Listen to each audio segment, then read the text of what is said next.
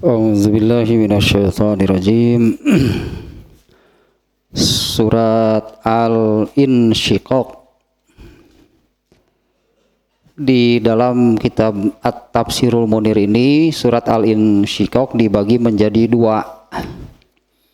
Yang bagian pertama ayat 1 sampai 16 ya, sampai yang terakhir kemarin itu sampai ayat 15.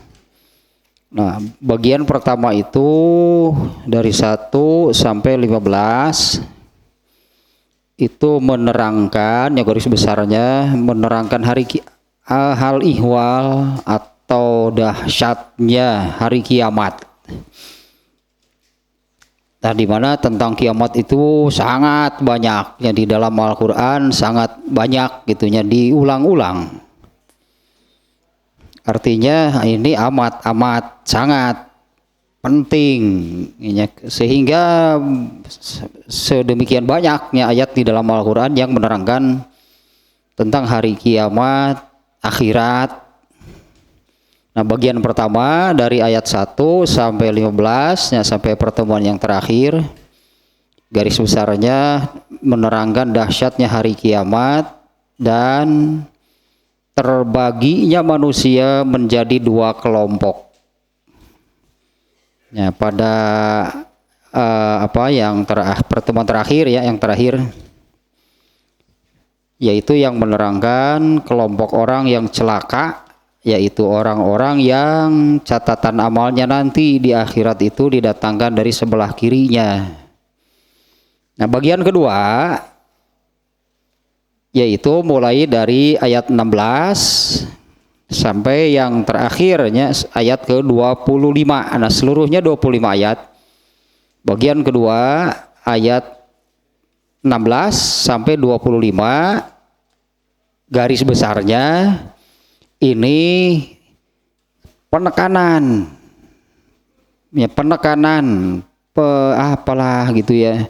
penekanan, penguatan, penjelasan tentang pasti terjadinya kiamat dan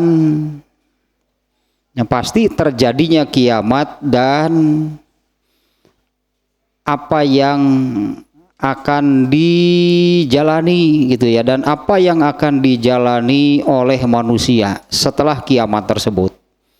Nah, garis besarnya demikian ya, dari ayat 16 sampai 25 ini penekanan, penguatan bagi penjelasan sebelumnya, yaitu penekanan, penguatan tentang pasti terjadinya kiamat dan situasi keadaannya yang akan dijalani oleh manusia. Ada satu nasihat. Ini ya, ada satu nasihat sangat penting ini ya, terkait dengan ayat 1 sampai 15. Ya, terkait ayat 1 sampai 15. Ini ada satu nasihat penting dari seorang tabi'in yang bernama Qatadah. Dia ini seorang ulama tentunya ya, di kalangan tabi'in yang statementnya banyak dikutip. Ya, banyak juga ya tabi'in lain gitunya yang ulama tabi'in yang statementnya juga banyak dikutip. Hasan Al-Bisri diantaranya, yaitu sangat terkenal ya.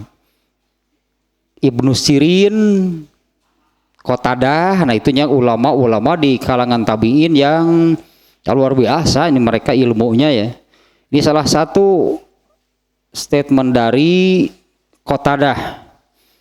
Yabna Adam inna kad hakala do'ifun faman istata'a ayyakuna kadhuha fi ta'atillah falyaf'al wala quwwata illa billah wa hadza dalilun ala anna dunya daru inain wa ta'ibin wala rohata wala farha fiha. Wah, ini berat sebetulnya statementnya terkait yang kemarin ya, yaitu terutama nih terkait dengan ayat ke-6 ya, yang isinya seruan dari Allah. Yang kemarin-kemarin ya ketika membahas ayat ini juga nih cukup panjang ya, isinya seruan ya ayyuhal insan, wahai manusia. Nah, di mana al insan ini manusia seluruhnya baik mukmin ataupun kafir diseru oleh Allah semuanya. Innaka kadihun ila rabbika kadha. Ya, sesungguhnya kamu itu bersungguh-sungguh, seriusnya bersungguh-sungguh dengan apapun yang diamalkan ketika di dunia oleh Allah ditetapkan sebagai persiapan seriusnya famulaki untuk bertemu dengan Allah. Nah, terutama dengan ayat ini nih ya, semua apapun yang dilakukan ketika di dunia oleh Allah dianggap, oleh Allah dicatat sebagai bentuk keseriusan, kesiapannya untuk nanti bertemu dengan Allah dan akan diberi balasan. Nah, terutama dengan ayat tersebut. Nah, Qatadah tadi mengatakan, ya bna Adam, wahai anak Adam, wahai manusia, inna kadhaka ladhaifun, sesungguhnya usaha, ya tadinya usaha seserius apapun, ya seserius apapun seseorang untuk untuk menjadi atau untuk berada dalam kondisi terbaik ketika bertemu dengan Allah. Ya, inna kadhaka ladhaifun. Yang sesungguhnya itunya usaha ikhtiar sehebat apapun lah itunya untuk menjadi dalam kondisi dalam keadaan terbaik bertemu dengan Allah. Ladhaifun, pasti lemah. Ya pasti lemah itunya, ini kondisi manusia memang demikian. Faman istata'a ayyakuna kadhuhu fi ta'atillah falyaf'al. Nah, barang siapa yang bisa sanggup, kalau sanggup mah mungkin enggak gitu ya. Barang siapa yang bisa ayyakuna kadhuhu fi ta'atillah. Tadi kadhan, kadihun ya, di ayatnya kan kadihun, kadhan. Nah, barang siapa yang bisa ayyakuna kadhuhu fi ta'atillah, persiapan untuk bertemu dengan Allahnya itu dalam ketaatan, artinya kan di sini kan di bumi lah, di dunia gitunya. Barang siapa yang bisa gitu, bentuk keseriusannya itu adalah ketaatan kepada Allah, falyaf'al, maka lakukanlah. Wala quwata illa billah. Nah, tidak ada, ini seringnya oleh Allah pun diajarkan kan hal seperti ini. La haula wala quwata illa billah. Nah, tidak ada yang sanggup kecuali ditolong gitu, kecuali dibantu oleh Allah. Nah, ini saja contohnya nih ya. Ini sudah agak lama juga dibahas dia, yaitu tentang kalimat-kalimat yang ada di dalam azan. Ada dua ajakan itu kan, ajakannya di dalam kalimat azan itu kan ada dua ajakan. Hayya 'alas sholah itu diajak, dipanggil gitu, panggilan ajakan itunya untuk sholat. Kemudian hayya 'alal falah itu panggilan ajakan untuk meraih keuntungan, meraih kebahagiaan, meraih kesuksesan. Ya, di dalam azannya ada dua, hayya 'alatain disebutnya.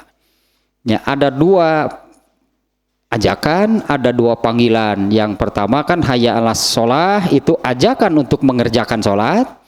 Yang kedua hayya 'alal falah, itu ajakan, panggilan dari Allah tentunya untuk mendapatkan, untuk meraih keuntungan, kebahagiaan.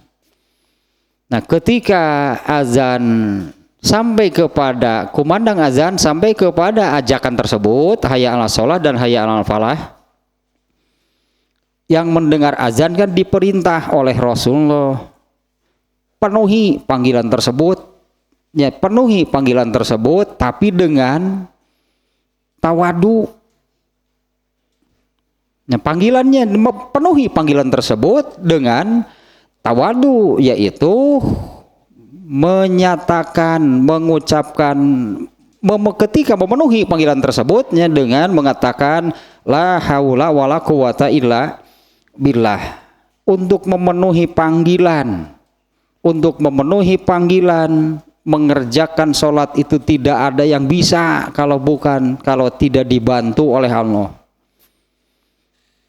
Itu mengapa gitunya? Mengapa ketika kumandang azan sampai kepada hayya 'alas shalah, yang mendengar kan diperintah oleh Rasulullah itu kan kalau perintah secara umumnya kan, iza sami'tumun nida faqulu misla ma yaqulul muadzin. Jika kamu mendengar azan, maka ucapanlah seperti yang dikumandangkan oleh muadzin. Kecuali hayya 'alatain, kecuali ketika muadzin mengumandangkan dua hayya 'ala ketika kecuali kalau ketika muadzin mengumandangkan dua ajakan tadi, hayya 'alas shalah, hayya 'alal falah, faqulu la haula wala quwata illa billah. Itu pernyataan kan, la haula wala quwata illa billah itu artinya ya saya akan penuhi panggilan tersebut, tapi dengan wajib merendah diri dan tawadu kepada Allah, bahwa tidak ada yang sanggup untuk memenuhi panggilan tersebut kecuali karena ditolong, kecuali atas pertolongan Allah. Nah, itu menunjukkan, menjawab la haula wala quwata illa billah itu menunjukkan sikap tawadu dan merendah diri di hadapan Allah. Karena untuk memenuhi panggilan mengerjakan sholat saja tanpa bantuan Allah nggak akan bisa. Banyak kan kenyataan, apalagi kalau hari ini,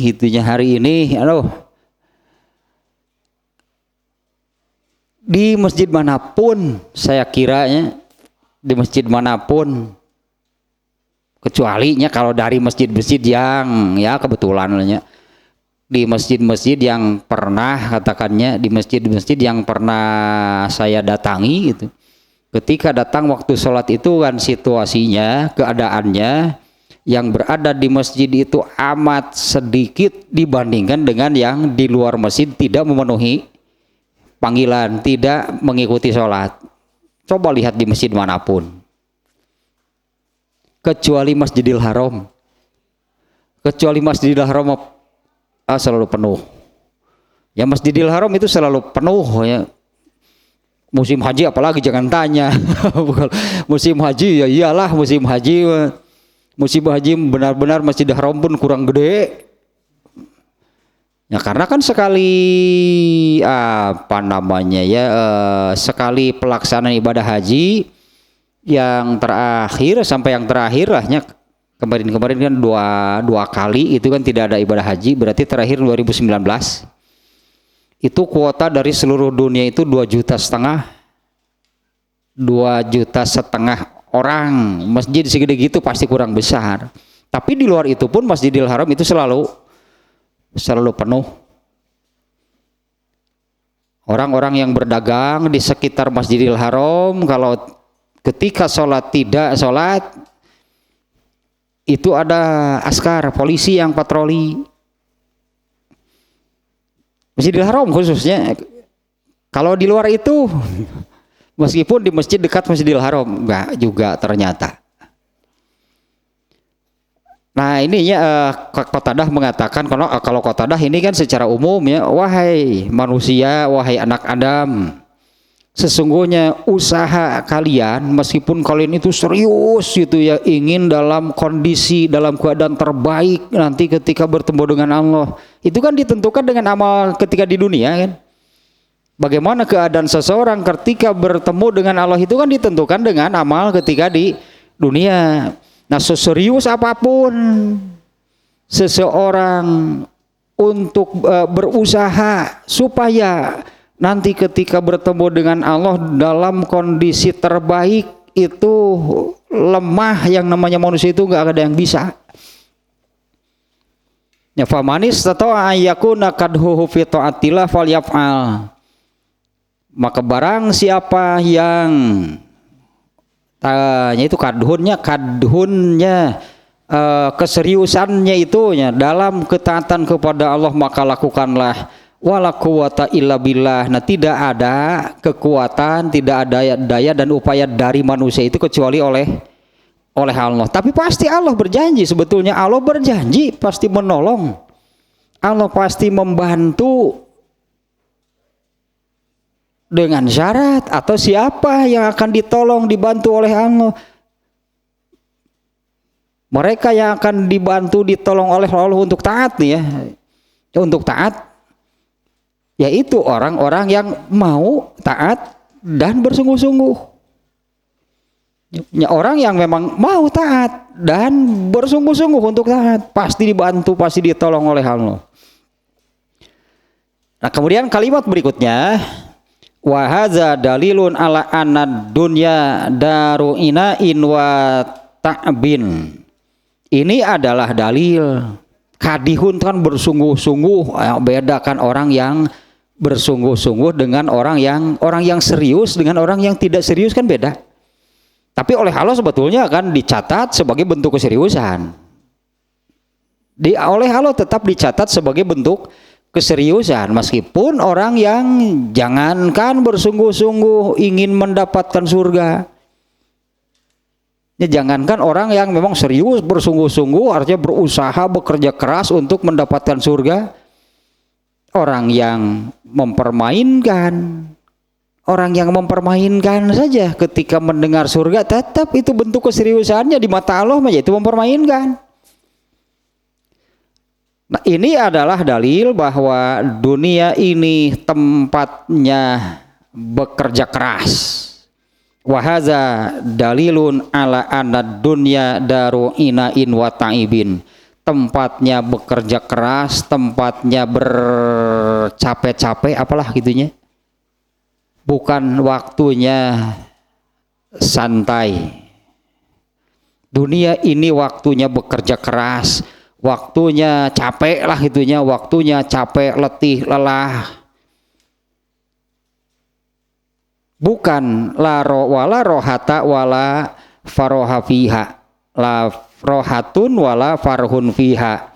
Ya, bukan waktunya untuk berleha-leha bahasa kitanya ya. Bukan waktunya untuk berleha-leha, bersantai, apa namanya ya.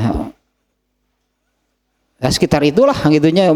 Dunia ini bukan waktunya untuk berleha-leha, bersantai, rehat, istirahat, wala farha, dan juga tidak ada kegembiraan sebetulnya di dunia ini.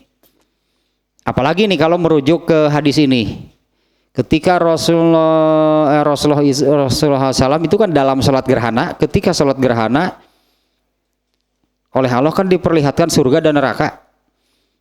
Setelah selesai sholat gerhana, kemudian Rasulullah menyampaikan khutbah gerhana, diantaranya mengatakan, tadi diperlihatkan kepadaku surga dan neraka. Hari ini tidak ada lagi yang apa namanya disebutnya. Hari ini tidak ada lagi yang disebutlah yang disembunyikan oleh Allah. Ya, kecuali zat Allah, memang Allah tidak menampakkan diri. Aku sudah melihat segala-galanya hari ini lah kurang lebih ya gitunya. Andai kalian melihat apa yang aku lihat, geus moal bisa seuri hirup teh, kalian sudah tidak akan bisa tertawa. Nah ini memangnya la rohata wala la rohatun wala farhun, bukan ya, dunia ini adalah waktunya bekerja keras, waktunya apa namanya gitulah, bekerja keras bersungguh-sungguh, bukan waktunya beristirahat, bukan waktunya berleha-leha santai, dan juga bukan waktunya bergembira.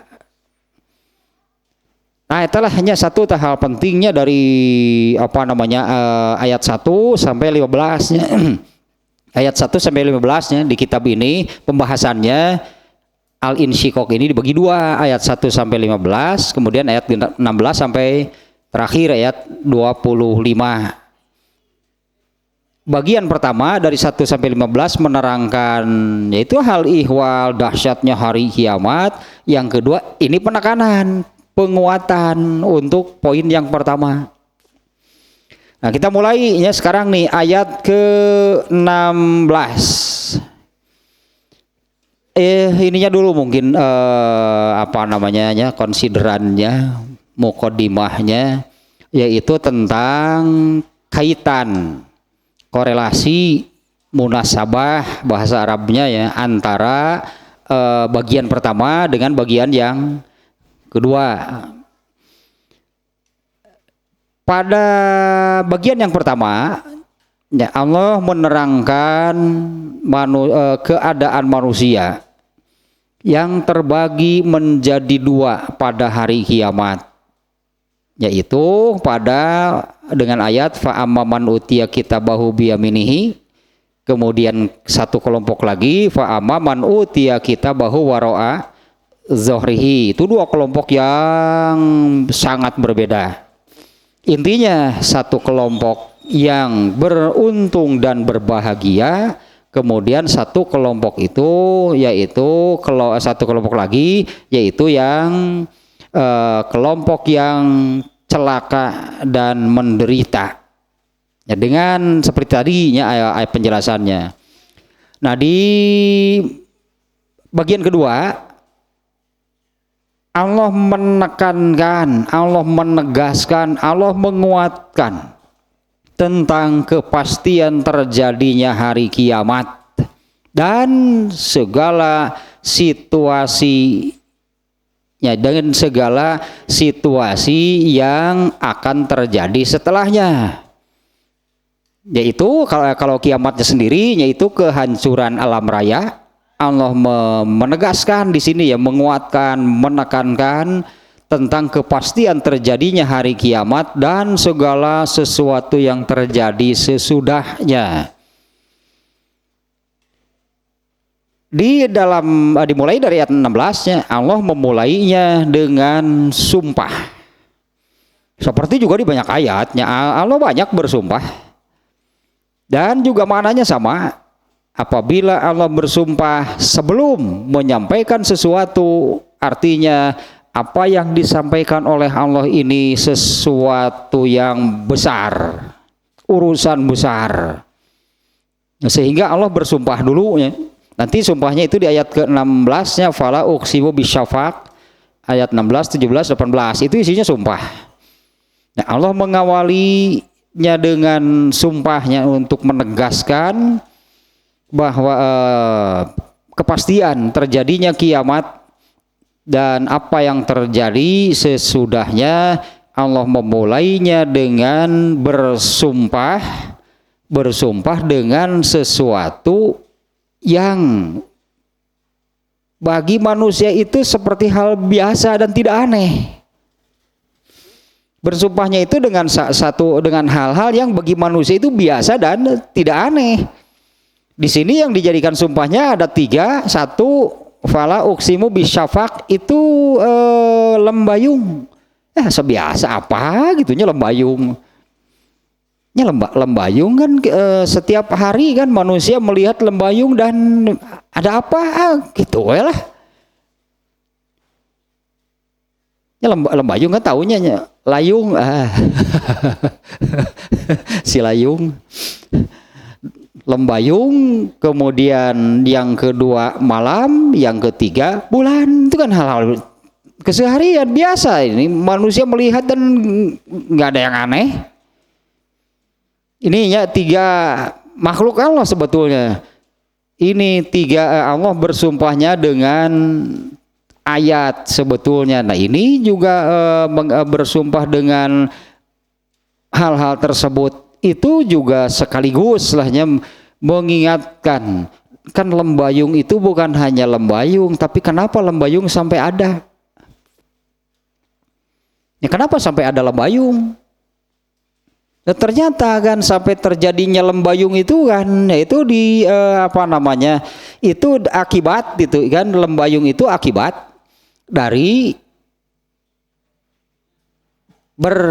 pergerakan lah itunya, dari pergerakan bumi yang mengelilingi matahari. Kalau bagi manusia kan yang terasa, yang nampak itu adalah buminya dia, mataharinya yang bergerak, itu terbit dari timur dan tenggelam di barat, dan itu juga kan terjadi sehari-hari. Seperti yang apa sih anehnya kan, itu seperti rutinitas yang tiap hari kealaman, nggak ada yang aneh.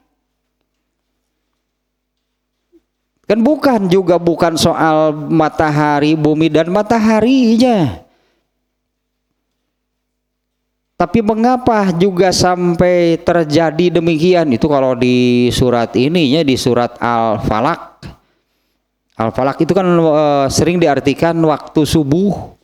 Nah, kenapa waktu subuh juga dijadikan di sana a'udzu bi rabbil falaq, Tuhan ya waktu subuh. Rasa nu aneh dah subuh mah gitu kau mau kernutara manggihan mah kernutara manggihan subuh mah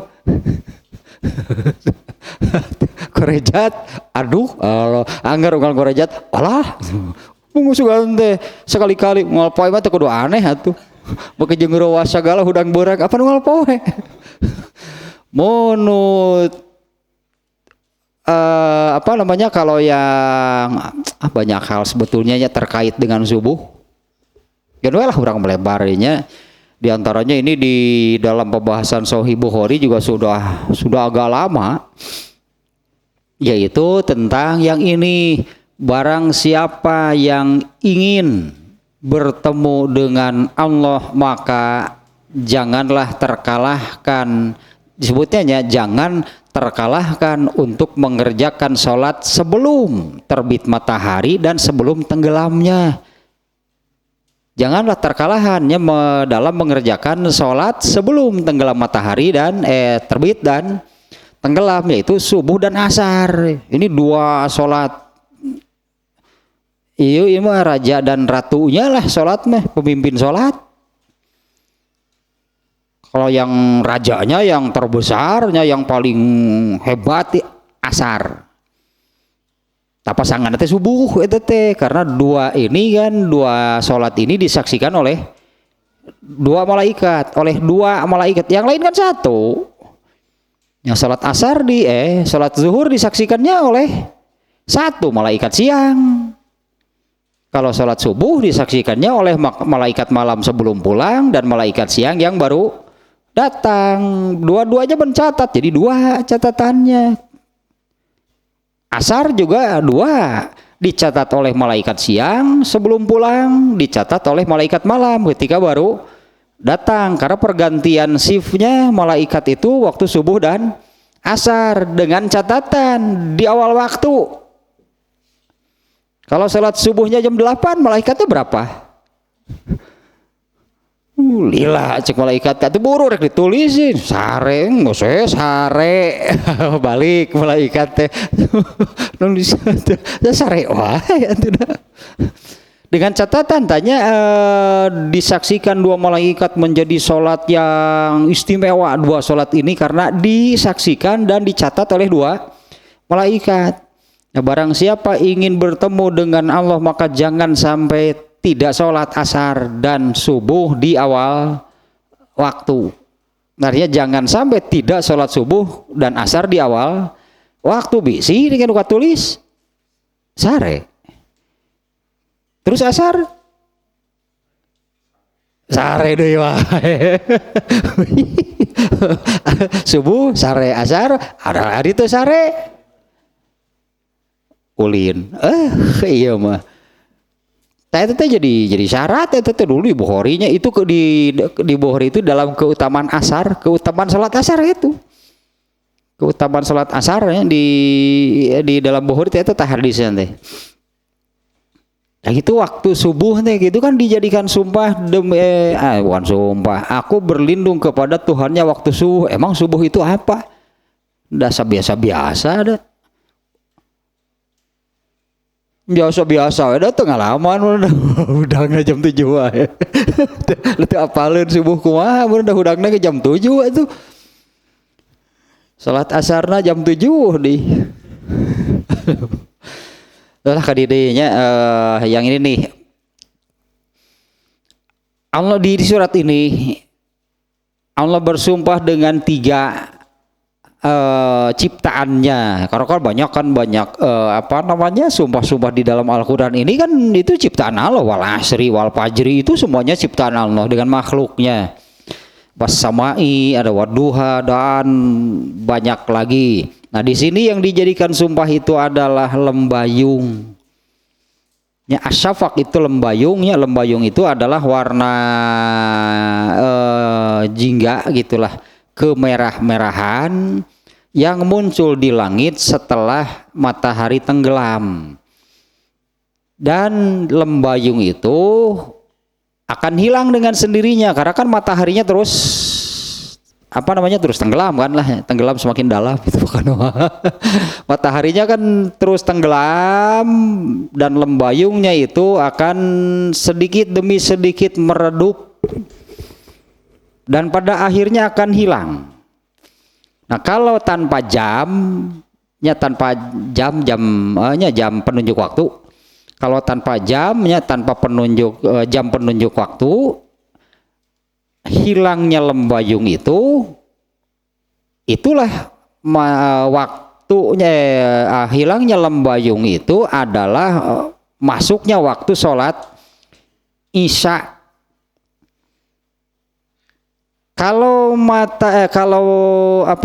Ketika matahari tenggelam, langit bisa jadi masih terang. Mataharinya sudah tidak nampak, tapi terangnya masih ada gitunya di langit, di daratan, di bumi juga masih lumayan itulah terang. Ketika matahari terus itu semakin tenggelam, nah muncullah lembayung. Dan ketika lembayung itu hilang, lah itu saatnya masuk waktu sholat Isya. Itu kalau tanpa jam gitunya, apa ini sudah waktunya sholat Isya atau belum? Nah itu cirinya adalah lembayung. Ya ternyata kan ini itu salah satu hal yang terkait dengan lembayung yang oleh Allah di sini dijadikan sumpah. Nah 3 ciptaannya, Allah bersumpah dengan 3 ciptaannya, lembayung, malam dan bulan. Adapun yang kalau bahasa Arab nih ya, dari segi bahasa, dari tata bahasanya, apabila ada kosam itu bersumpah tadi kan demi lembayung kan, demi la uksimu aku bersumpah dengan lembayung, dengan langit, dengan malam dan bulan gitunya di ayat-ayat ini. Nah, apa yang secara umum nih, apabila ada sumpah yang demikian disebutnya kosam bahasa Arabnya ya. Ini sumpah itu bahasa Arabnya kosam. Nah, kalau ada kosam pasti ada jawab kosam namanya. Jawab kosam itu adalah kalau bersumpah pasti ada yang disampaikannya itu apa? Masa cuma bersumpah lalu tidak mengatakan apa-apa? Justru sumpah ini muncul karena mau mengatakan sesuatu. Ya sumpahnya muncul belakangannya ketika mau menyampaikan sesuatu. Muncullah kosam di mana sumpah ini untuk ya ini fungsi secara makna bahasa gitu ya. Secara makna fungsi dari kosam itu adalah menekankan, menguatkan, menunjukkan bahwa apa yang disampaikannya ini urusan penting supaya diperhatikan. Karena tidak semua ayat bersumpah dulu, enggak. Kan tidak semua ayatnya Allah menyampaikan ayat-ayat itu kan tidak semuanya diawali dengan sumpah. Nah, kalau yang dimulai dengan sumpah, nah artinya ini urusan sangat penting, tentunya ini urusan besar. Nah, adapun sebutannya kalau dalam bahasa Arab jawab qasamnya, ini qasamnya, kemudian jawab qasamnya apa? Yang disampaikannya itu urusan apa? Yang disampaikannya di dalam di ayat ini, setelah Allah bersumpah dengan 3 ciptaannya tadi, Allah ingin menekankan annal ba'sa kainun la muhalata. Nah ini ingin menekankan ini. Tapi aya nu dibejaan kita ngadeun molohok, ngadeun lieur, ngadeun teu ngarti. Ye jang sing inget neraka teh aya terus tiksa gitu tah. Terus lain rikim ke di tengah teh kaden molohok we geus aya kadinya aing. Annal ba'sa ini nih yang akan disampaikan oleh Allahnya dengan sumpah terlebih dahulu. Annal ba'sa kainun, bahwa kebangkitan atau manusia itu dihidupkan lagi setelah matinya. Al-ba'sa di hari kebangkitannya, dibangkitkan lagi. Ini nih yang ingin Allah tekankan nih dengan bersumpah demikian. Annal ba'sa kainun, bahwa hari kebangkitan atau manusia dibangkitkan, atau dengan arti bahwa manusia itu akan dihidupkan lagi setelah matinya. Karena kalau manusia itu manusia juga tahu kalau manusia mati, itu manusia tahu karena sudah banyak lah. Sudah banyak kan ya kita melihat menyaksikan orang yang meninggal. Ya sudah banyaknya menyaksikan orang yang meninggal. Nah gitu, baik mereka lah katakannya, baik mereka yang sudah meninggal ataupun kita sendiri yang pasti akan meninggal. Allah menegaskan di sini bahwa nanti semuanya manusia akan dihidupkan lagi. Annal ba'sa kainun, bahwa hari kebangkitan atau manusia dihidupkan lagi setelah matinya itu adalah la muhalata. La muhalata teh apanya? Bahasa orang nama kalau terjemah harfiah nama tidak mustahil. Tapi terlalu ringannya ari tidak mustahil teh asa tidak mustahilnya ini kalau terjemah harfiahnya. Padahal ini yang ingin Allah tegaskan itu bahwa manusia itu pasti dihidupkan lagi, dan itu sesuatu yang pasti, itu sesuatu yang nyata. Wa annan nasa yata'arraduna li syada'idil ahwal. Nah ini 2 intinya yang makna dari poin kedua kan sekarang dari ayat 16 sampai selesai, diawali dengan sumpah. Setelah maksud Allah bersumpah itu ingin menyampaikan hal ini. Ada 2 garis besarnya. 1, menekankan, menguatkan bahwa kebangkitan manusia atau manusia dihidupkan lagi itu sesuatu yang pasti, nyata, yakin. Kemudian yang kedua, dan manusia lah ini berat yang ini nih. Wa annan nasa yata'arraduna li syada'idil ahwal, dan manusia itu akan menjalani kehidupan yang sangat berat setelah matinya. Ini ya li syada'idil ahwal, bahwa manusia itu akan menghadapi tahapan hidup yang sangat berat. Jadi nanti bagi mereka kan yang sudah meninggal berarti sudah sedang gitunya, mereka yang sudah meninggal itu berarti sedang nih menjalani hal tersebut. Ya kita saja masih di sini belum. Mereka yang sudah meninggal itu mereka sudah dan sedang mengalami apa yang ditekankan, apa yang dikuatkan oleh Allah yang terus menerus diingatkan, hidup setelah mati. Nah, mereka yang sudah meninggal, mereka kan sudah kan mengalami dan sedang mengalaminya, dan situasi mulai dari begitu meninggal dunia itu tahapan hidup berikutnya, dan itu lebih berat daripada hidup di dunia. Dan alam kubur, alam barzah artinya tahapan hidup setelah hidup di dunia kan itunya. Ya, di alam kubur, di alam barzah itu kan tahapan hidup manusia setelah hidup di dunia. Ini lebih berat daripada ketika hidup di dunia.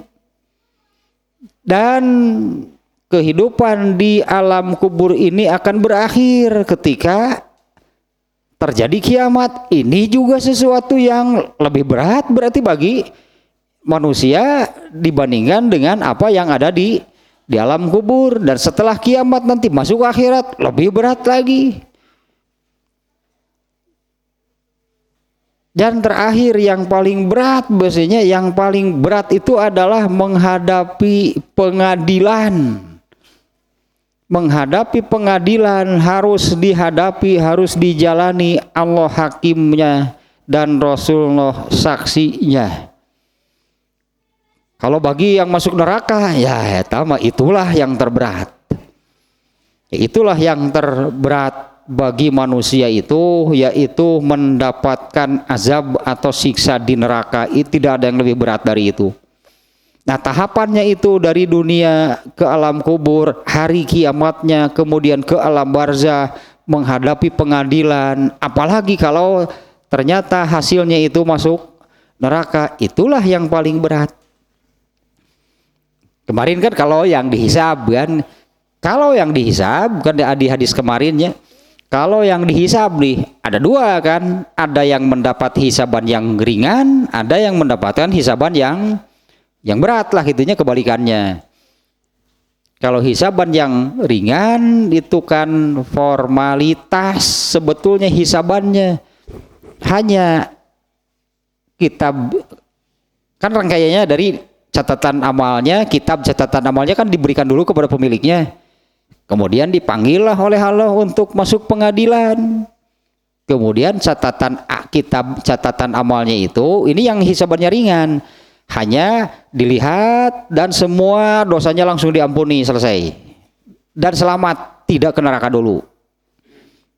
Itu hisaban yang ringan, itu formalitas, itu masuk ke ruang pengadilan, tapi ternyata hanya dilihat gitu, catatan kitab catatan amalnya itu hanya dilihat dan semua dosanya langsung diampuni. Adapun yang menghadapi hisaban yang berat, yang lama berbelit-belit, hasilnya pasti ke nerakanya, seperti sabda Rasulullahnya, pasti disiksa dulu, artinya dimasukkan dulu ke neraka. Man nukisha fil hisabi udziba, kemarin kan lafadznya seperti itunya, man nukisha fil hisabi udziba. Barang siapa yang proses hisabannya berat, lama, berbelit-belit, itulah berat, lama, berbelit-belit, udziba, pasti hasilnya ke neraka dulu. Itu kalau yang menghadapi hisab. Ada juga orang yang tidak mengalami atau masuk surga tanpa hisab. Ternyata gampang masuk surga tanpa hisab, itu gampang. Syaratnya juga hanya satu. 3. Ya tapi 3 tidak, dua mah 1 kan tidak minta diruqyah. Eta ayah hadis eta nya kemarin kan, la yastarquna, tidak minta diruqyah. Nah, ya orang Islam nu ngayakeun Bandung Ruqyah Center arembung meureun tanpa hisab sih eta mah. Mereka tidak mau masuk surga tanpa hisab, atau memang sudah pesimis. Apa tidak mau masuk surga tanpa hisab, atau memang sudah pesimis itu tidak masuk surga, masuk surganya, kalaupun masuk surga dihisab. Makanya usulah bebas ngarukyah naon lah, da moal ka surga tanpa hisab lagi urang mah gitu cek manehna mah. Kan aya kan ya eta teh apa BRC nya Bandung Rukyah Center, padahal ada hadisnya gitu, kalau akan ada 70.000 dari umatku yang akan masuk surga tanpa hisab. Mereka itu adalah orang-orang yang tidak minta di komo tukang ngarukyahna tuh. Komo tukang ngarukyahna nu menta nu datang wae menta dirukyah gagal jadi masuk surga tanpa hisab gak bisa. Ini kan kriterianya tidak minta di rukyah. Bagaimana yang merukyahnya? Komo si eta mah minta dirukyah saja tidak memenuhi syarat masuk surga tanpa hisab. Kemudian yang kedua kan la yatatayyaruna, yang kedua itu tidak meramal nasib. Ya, tidak meramal nasib, meramal nasib deh menentukan apa yang akan terjadi kan. Nah juga tidak demikian.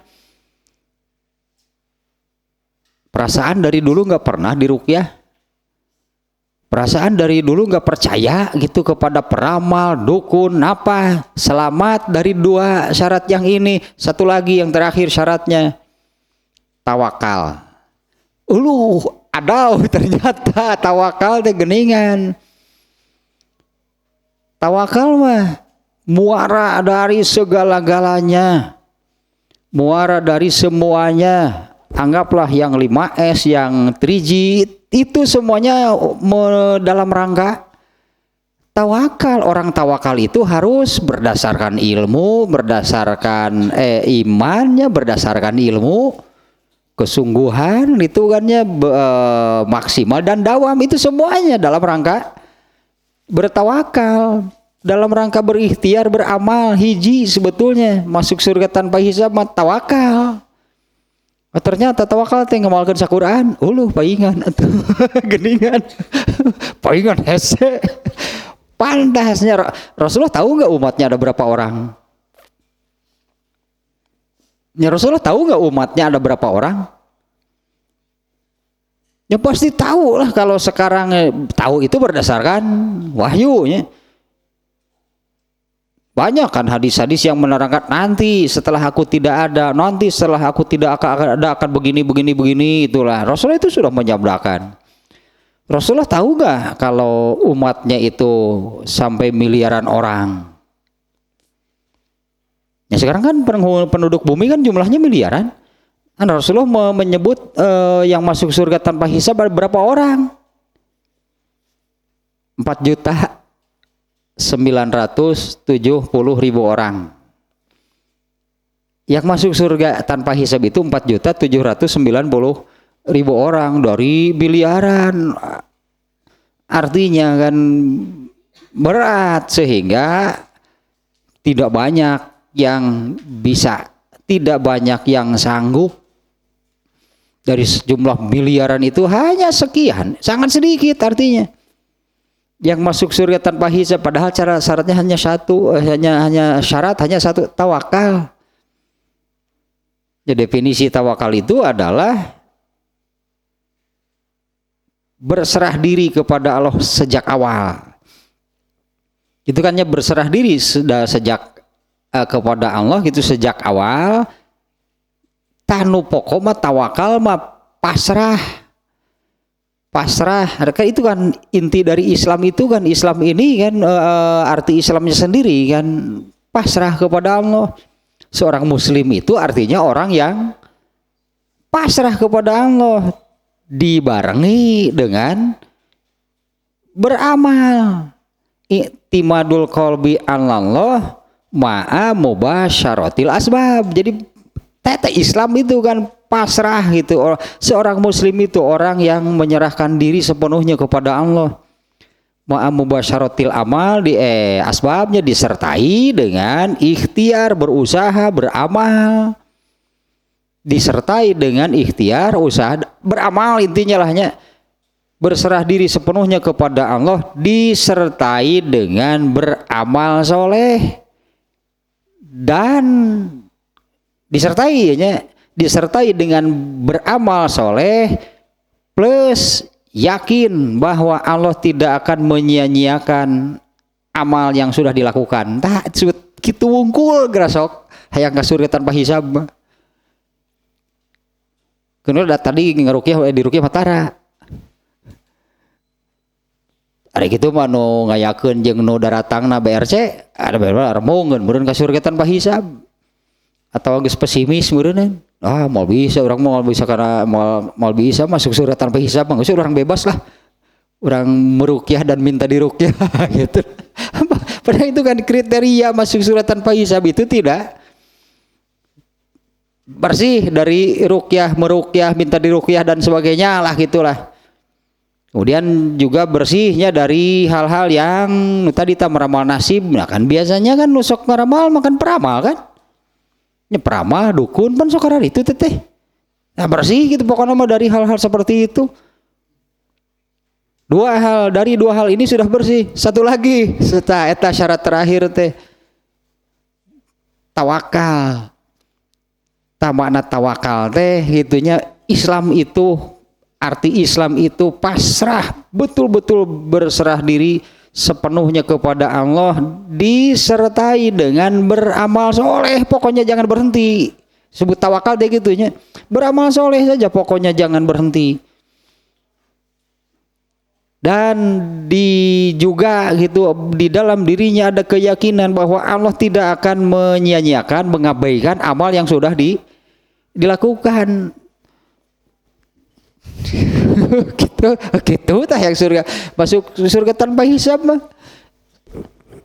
hanya satu macam ternyata, tinggal tawakalna dah.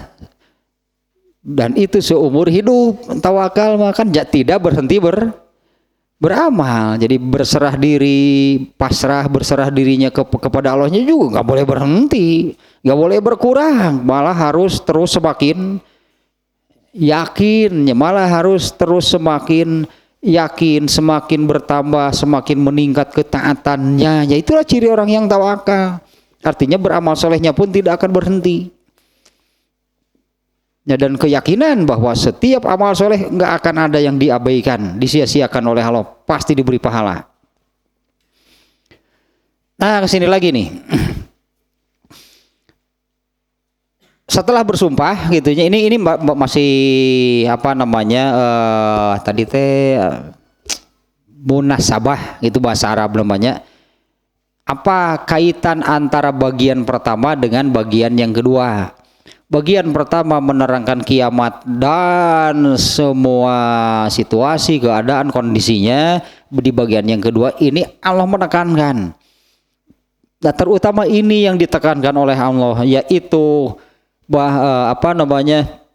bahwa manusia dihidupkan kembali setelah matinya itu adalah pasti, nyata dan yakin. Kemudian seluruh manusia itu akan menjalani tahapan hidup yang semakin berat dari apa yang sudah dirasakan, dari apa yang sudah dirasakan selama di dunia. Nanti setelah mati situasinya akan lebih berat. Dan setelah tahapan itu akan menghadapi yang lebih berat lagi, Dan yang paling berat adalah nanti di akhirat. Yang paling beratnya adalah nanti di akhirat. Nah, kemudian ini masih tentang ini ya, tentang korelasinya bagian yang kedua dengan yang pertama. Nah, setelah menerangkan demikian, kemudian Allah menerangkan, bahasa Arab teh ajaib, bahasa Arab nama. Ajaib teh hal yang aneh, hal yang mengherankan. Itu bahasa Arab teh ajaib gitu, arti ajaib deh. Ya, ajaib itu kan untuk sesuatu yang anehnya mengherankan, bukan hal yang biasa kan? Yang disebut ajaib bahasa Indonesia pun kata ajaib itu kan maknanya demikian.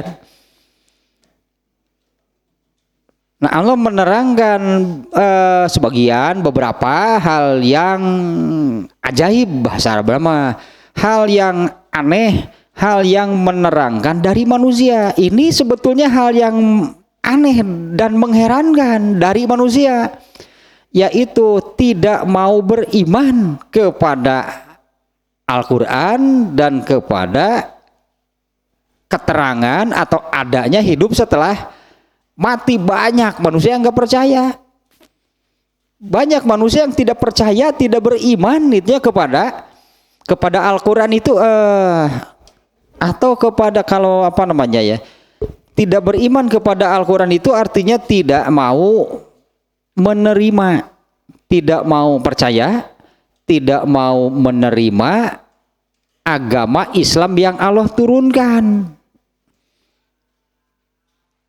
Itu sesuatu yang mengherankan, itu sesuatu yang aneh. Kebetulan juga kemarin hari Sabtunya itu membahas ini, kajian ini kan tafsir surat Fatir, bahwa yang disebut orang-orang kafir itu kan menerangkan bahwa, kalau yang kemarin itu menerangkan orang-orang kafir itu pasti akan masuk neraka jahanam, neraka yang paling dalam dan paling berat siksaannya dan abadi. Dan bagi mereka tidak ada kematian lagi. Bagi mereka tidak ada kematian lagi. Karena mereka itu disebutnya mukimin. Alah, mereka itu mukimin. Memang mereka penghuninya, pemiliknya. Mereka itu mukimin. Adapun orang yang masuk neraka, kemudian karena rahmat Allah dia ini tidak abadi. Artinya kan ada sebutlah habis masa hukumannya di neraka. Nah, ketika habis masa hukumannya itu oleh Allah akan dimatikan, berakhir dengan kematian di dalam neraka. Kalau yang abadi di neraka mereka tidak akan mati karena memang mereka itu terus di sana. Kalau mati berhenti berarti dari siksaannya. Kalau orang yang habis masa hukumannya kan berarti berhenti, kan disiksanya berhenti. Nah, berakhir dengan kematian di dalam neraka. Kemudian Allah memerintahkan kepada orang-orang yang mengenalnya, gitunya, kepada orang-orang yang mengenalnya itu tepang ngajahitkeun cenah watir geus jadi areng ngagaloler. Geus jadi areng ngagaloler itu teh. Ternyata itu maknanya seseorang bisa menolong orang yang dikenalnya, membawanya dari dalam neraka. Bukan dia seseorang berkewenangan untuk menghentikan siksaan neraka. Wah, siapa yang bisa? Nggak ada. Ya, bukan seseorang punya kewenangan untuk menghentikan siksaan kawannya, katakanlahnya. Maknanya bukan seseorang bisa menghentikan, punya kewenangan gitu menghentikan siksaan neraka yang sedang dialami oleh seseorang. Nggak ada. Ternyata hanya itu yang disebut menolong kawannya itu pangajahitkeun cenah karunya. Pangajahitkeun karunya cenah geus lilat teuing di neraka geus jadi arang nih. Apa iya gitunya, ini ini kan masih gaib kan. Apa iya gitu penghuni surga ini kemudian turun ke neraka lalu mengambil orang yang dikenalnya? Ya turun berarti kan dia bukan neraka jurang, berarti turun masuk ke neraka kemudian mengambil orang yang tadinya yang dikenalnya, orang yang habis masa hukumannya oleh Allah akan dimatikan. Jadi berakhir dengan kematian di dalam neraka. Nah, kemudian Allah memerintahkan orang yang penghuni surga yang mengenalnya itu supaya dijahit, diambil. Nah, kower we ti luhur atuh nah ku gantar dikit. Saya setting bisi buka ke neraka mah panas. Ngos ti luhur atuh di bandring. Gitu. Kun bae lah teu beunang ge da geus paraeh ieu. Arang teh mah barina ge. Bukannya seseorang bisa menolong yang dikenalnya, seseorang bisa menolong yang dikenalnya dari azab neraka itu bukan artinya seseorang diberi kewenangan untuk menghentikan azab yang sedang dijalaninya, siksaan yang dilihatnya nggak bisa. Rasulullah sendiri kan membagikan syafaat itu kan membagikan syafaat itu sebelum dihisab, ditambahan tah jumlah amal solehna ku Nabi teh. Itulah anggaplah masuk ke catatan amalnya ya sebelum dihisab. Karena kan orang di hadis yang menerangkan orang-orang bergerombol mencari syafaat itu kapan? Kan ketika di mahsyar belum dihisab, minta pertolongan. Ya oleh Nabi diberilah. Tah setik wang koyahna. Halik-halik nunggu sepakat itu acar ke dia tuh bagi deui beak tuh ayo mongkoning masih di belakang masih banyak. Syafaat Nabi keburu habis. Kemudian Rasulullah itu datang lagi kepada Allah, minta diizinkan untuk memberi syafaat. Sugan teh nu kana neraka teh sugan teh nu picin nu jelema nu cilaka teh saeutik cenah loba ternyata sangat banyak gitu kan neraka manusia yang masuk neraka. Nah ini bergerombol mencari syafaat itu kan masih di mahsyar. Ya, artinya jumlah amal soleh teh yang ditambahkan oleh Nabi, bukan Nabi menyelamatkan dari neraka, bukan. Itu kan hadis yang menerangkan orang-orang mencari syafaat kepada Nabi itu kapan? Ketika di mahsyar, datang ke Nabi Adam nggak bisa, datang ke Nabi Nuh nggak bisa, hanya Rasulullah yang bisa. Bagaimana caranya Rasulullah memberi syafaat? Beliau memberikan pahala ibadah sunat beliau. Pahala ibadah sunatnya, pahala ibadah sunat Rasulullah itu dibagikan. Rasulullah itu dengan yang wajibnya sudah aman Rasulullah. Nah, pahala ibadah wajibnya itu dibagikan kepada seluruh manusia. Itu kan sebelum dihisab. Kalau setelah ketuk palu dari Allah seseorang masuk neraka, Nabi bisa apa? Nggak bisa, itu tinggal nikmati. Udah ya rasakan saja azabnya, memang itu karena amalnya. Dan itu pun sudah dapat syafaat dari Nabi-nya, kecuali kalau orang kafir yang dinyatakan abadi nggak bisa. Mereka nggak ikut bergerombol cari syafaat, orang kafir nggak keburu. Karena keburu ada perintah, orang bisa kenai. Cek malaikat, orang bisa kenai.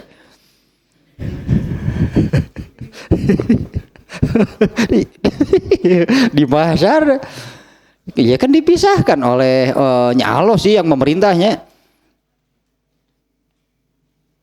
Ikutilah apa yang kalian sembah ketika di dunia. Kan yang disembah oleh manusia kan banyak. Nah dimunculkanlah semua yang disembah manusia dan manusia akan berbaris sesuai dengan sembahannya masing-masing. Itu cek malaikat itu orang pisahkan euy. Jadi Blakenca. Nusiun ku pamajikan Blakenca, nuntu blakatuh. Atau kabeh kan kabeh kakatuh sudah setasir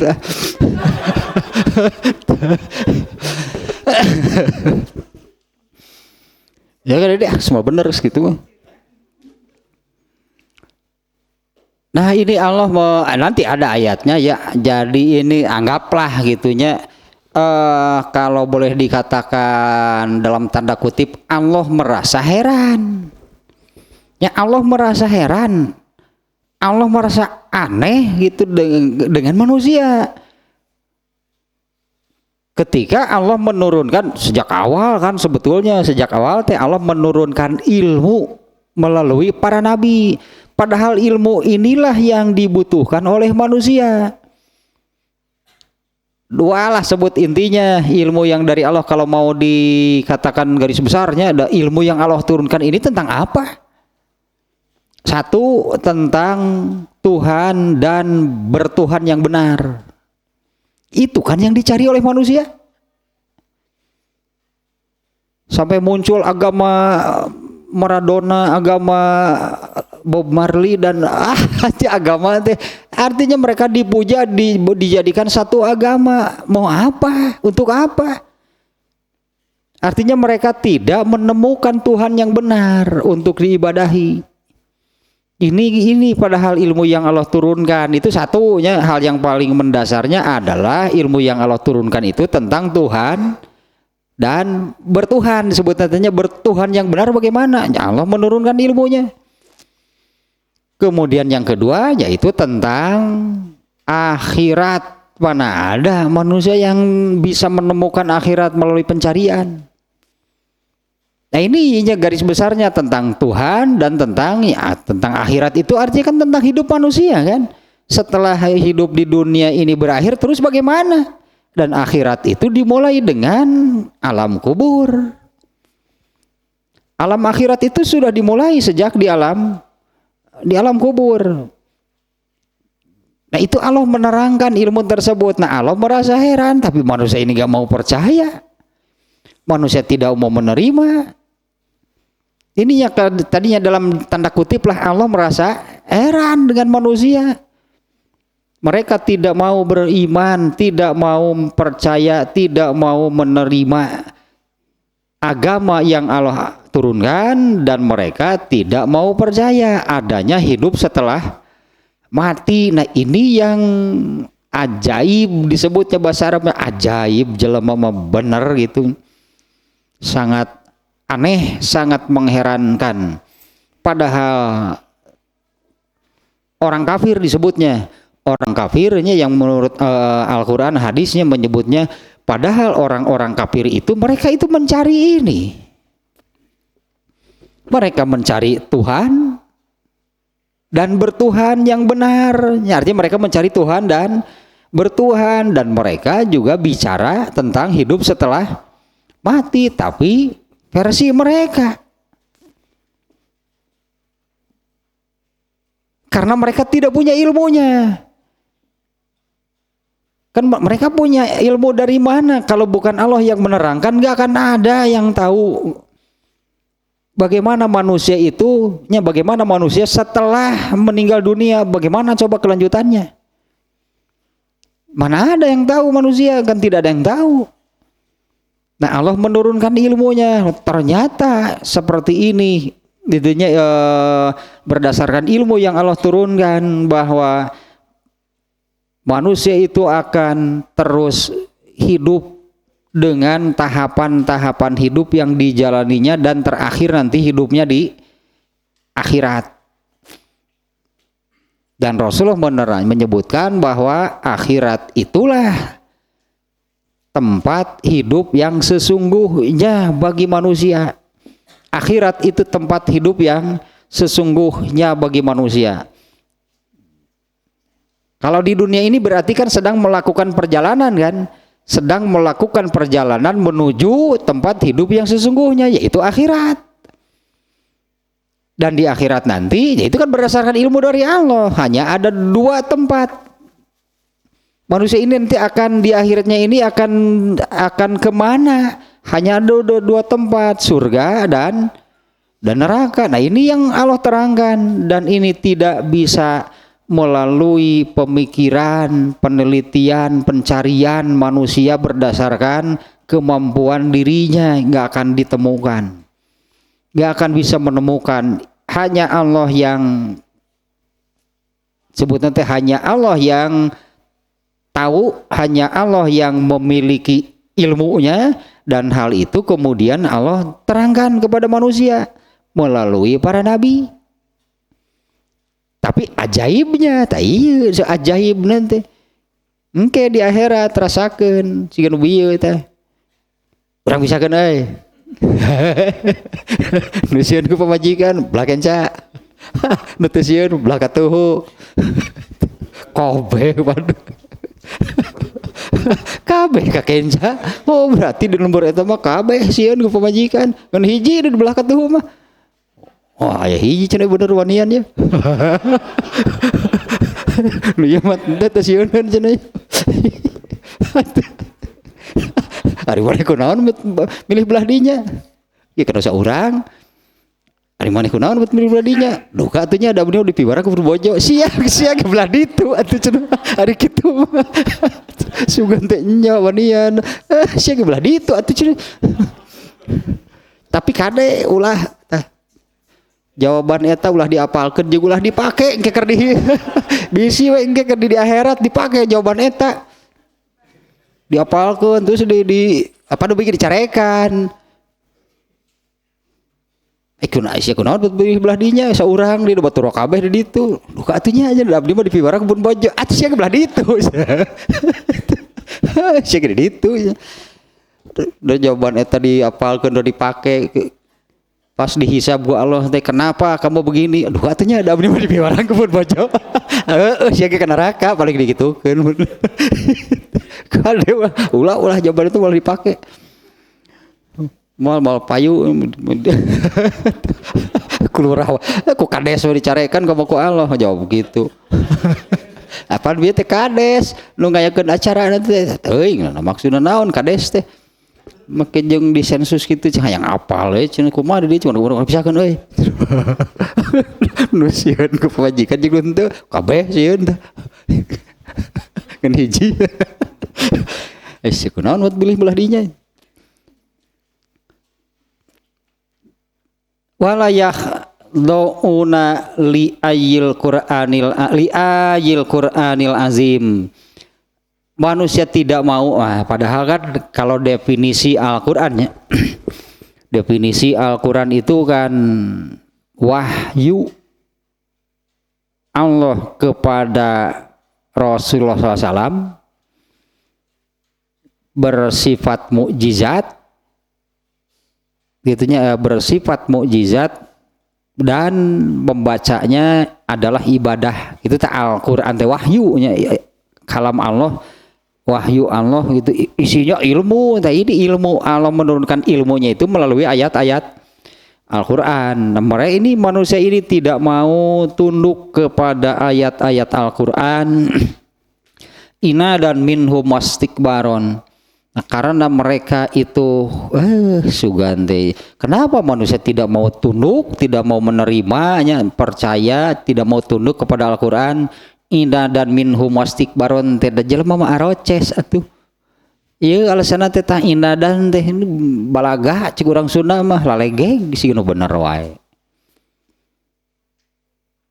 Sengaja gitu menentang. Sengaja mereka menentang, makanya tidak mau menerima dan percaya karena mereka ini sengaja menentang wastikbaron dan bersikap takabur. Semua sebetulnya berartinya semua manusia yang tidak mau menerima dan menganut berarti jadinya tidak mau menerima dan menganut agama Islam yang Allah turunkan. Mereka itu membangkang kepada Allah dan bersikap takabur. Allah menyebutkan demikiannya mereka itu sengaja berarti ngahajakeun. Kalau menurut Sunda mah ngahajakeun jelema. Berarti manusianya sengaja menentang Allah dan bersikap takabur. Fayujazuna asyaddal azab. Nah manusia seperti itulah yang akan mendapatkan azab paling berat. Yang sengaja menentang dan bersikap takabur kepada Allah. Ya padahal kan kalau menurut ilmunya dengan satu kalimat saja, ini satu kalimatnya, dengan satu kalimat saja yang Allah ajarkan, yang Allah tetapkan menjadi bacaan setiap kali perubahan posisi di dalam sholat, yaitu takbir. Itu kan bacaan setiap kali berubah posisi di dalam sholat itu membaca Allahu Akbar. Apa sih artinya Allahu Akbar? Allahu Akbar itu Allah Maha Besar, ya manusia berarti. Kalau Allah Maha Besar berarti kalau manusia merasa besar, kalaupun bukan benar-benar besar, karena semua manusia itu maha kecil, maha lemah, La haula wala quwata illa billah. Sebetulnya mau percaya atau enggak, Allah yang menyatakan bahwa manusia itu la haula wala quwata illa billah. Ada nggak yang percaya bahwa manusia itu la haula wala quwata illa billah? Banyak yang tidak percaya bahwa manusia itu tidak punya daya dan upaya kecuali oleh Allah. Banyak yang tidak percaya. Cek Allah kan baik itu percaya ge da moal ngarubah hakikat. Nya moal ngarubah hakikat bahwa kitu sebut jelema mah la haula wala quwata illa billah, tapi banyak manusia yang merasa mampu tanpa Allah. Banyak manusia yang merasa mampu tanpa Allah, itulahnya mampu untuk hidup di dunia. Wah, di akhirat mah geus moal bisa kumaha sebenarnya mah di dieu we aroces takabur cara rengos sigiru nya cing cek Allah teh jelema ya. Jadi banyak kan yang merasa gitunya, merasa eta teh anu eta teh di ayat yang sudah juga dibahas di surat Al-Lail gitu. Kalla innal insana layatgha.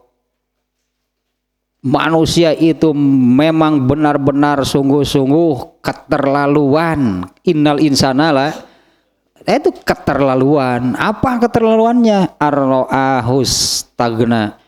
Manusia menganggap dirinya ini bisa berdiri sendiri, tidak perlu kepada Allah. Itu kan merasa gitu kan, bukan benar demikian. Manusia merasa demikian. Justru yang demikian ini yang inadan minhum wastikbaron. Mereka demikian itu sengaja menentang Allah dan bersikap takabur kepada Allah. Ini bersikap takabur itu merasa besar itu kan. Kalau yang merasa besar pasti kecil, berarti mun Allah mu akbar, bukan merasa besar.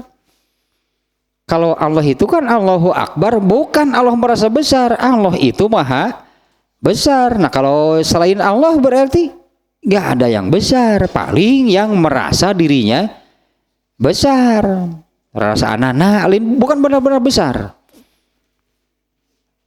Manusia itu tetapnya makhluk yang la haula wala quwata illa billah, meskipun manusianya tidak percaya. Merujuk baik cek Allah itu percaya dengan tunggu tanggal mainnya cek Allah teh meureunna. Nu tadi teh sayang dipisahkeun di akhirat. Geus dipisahkeun di akhirat Mas. Rek ngajawab naon? Diapalkeun ti ayeuna. Duka teh nya bari. Cilang-cileung celingak celinguk teh wajah tanpa dosa. Duka teh nya abdi mun dipiwarang pun pupanya juga pun bojo. Sih belah ditu.